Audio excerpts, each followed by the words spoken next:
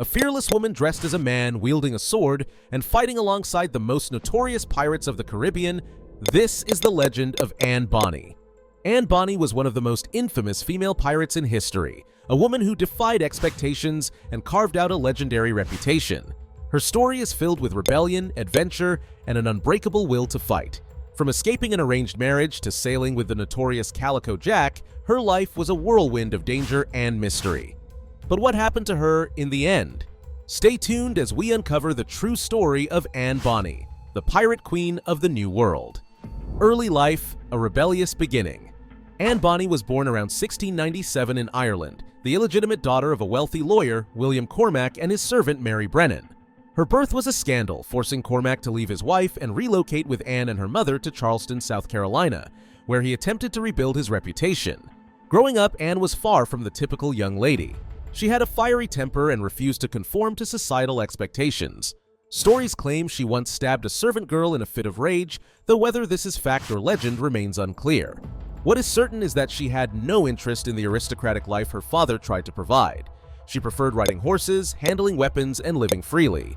Anne was also known for her striking red hair and bold personality, which often clashed with the genteel expectations of Southern society. She longed for adventure and despised the thought of being confined to a traditional role. Her defiance of social norms set her on a path that would lead her far from Charleston and into the heart of piracy, escaping marriage and finding a new life. As Anne reached her teenage years, her father tried to secure her future through marriage. She was pressured into wedding James Bonny, a poor sailor with aspirations of inheriting her father's wealth. But the marriage was doomed from the start. Anne neither loved nor respected her husband. William Cormac, furious at her decision, disowned her, cutting her off financially. Left with little choice, Anne moved with James to the Bahamas, a haven for pirates. However, James Bonny quickly became an informant for the British government, betraying pirates in exchange for money. Disillusioned and restless, Anne sought excitement elsewhere. She became a regular in pirate circles, drawn to the wild and lawless nature of Nassau. It was there that she would meet a man who would change her life forever, John Calico Jack Rackham, a charming and ambitious pirate captain who saw Anne's potential far beyond that of a traditional wife.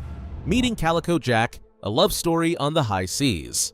Anne Bonny's life took a dramatic turn when she met John Calico Jack Rackham, a pirate captain known for his charm, wit, and leadership. Unlike her dull and uninspiring husband, James Bonny, Calico Jack offered Anne the adventure and freedom she craved. The two quickly became lovers, and Anne made the bold decision to abandon her husband and run away with Rackham. To sail alongside him, Anne disguised herself as a man, a common tactic for women who wanted to live among pirates without facing immediate prejudice.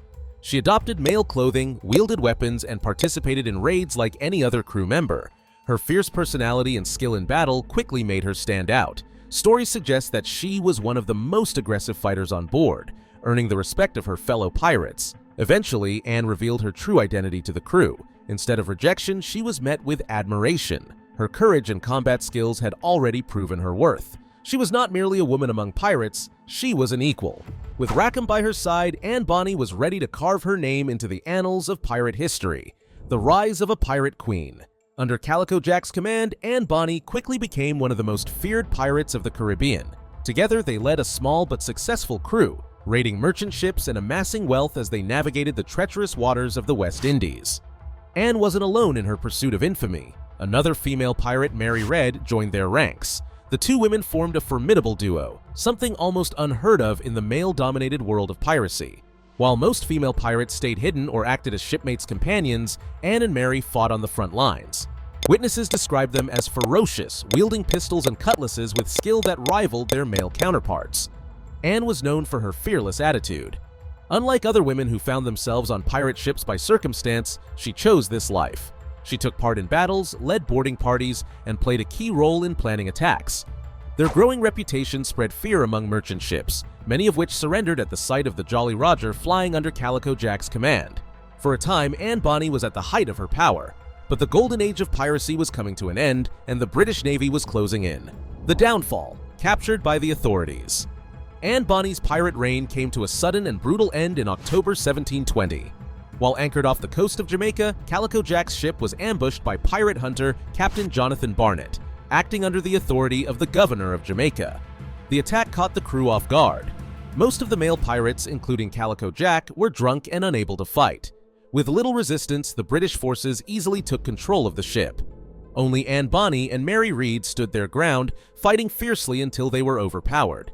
Despite their efforts, they were ultimately captured along with the rest of the crew. Calico Jack was sentenced to death by hanging.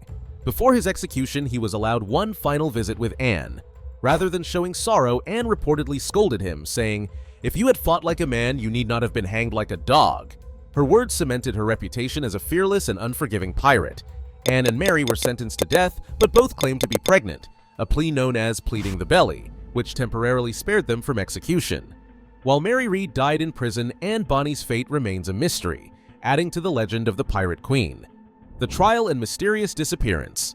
After their capture, Anne Bonny and Mary Read stood trial in Jamaica for piracy.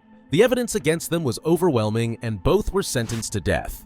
However, they invoked an old legal loophole known as pleading the belly, claiming they were pregnant.